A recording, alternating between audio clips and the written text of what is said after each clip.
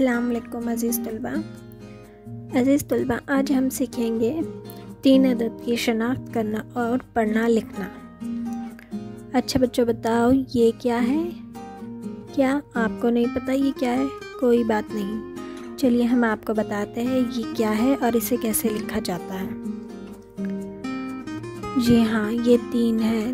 3 को ऊपर से आधा गोल बनाया जाता है, फिर उसी गोल को जोड़कर और एक गोल बनाया जाता है और फिर दाईं जानिब से एक सीधी लाइन बनाई जाती है।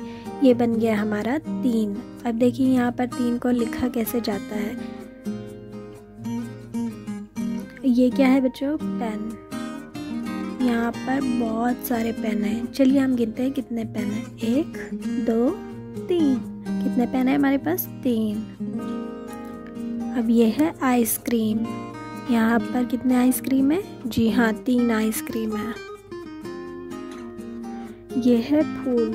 यहाँ पर कितने फूल है? जी हाँ, 3 फूल है। अच्छा बच्चों बताओ ये क्या है? जी हाँ, मिकी माउस। यहाँ पर कितने मिकी माउस है? 1 2 3। कितने मिकी माउस है? 3। अगर आपको वीडियो अच्छी लगी हो तो चैनल को सब्सक्राइब कीजिए, वीडियो को लाइक कीजिए और बेल आइकन को दबा दीजिए। इसी तरह हम अगले वीडियो में मिलेंगे, तब तक के लिए अल्लाह हाफिज़।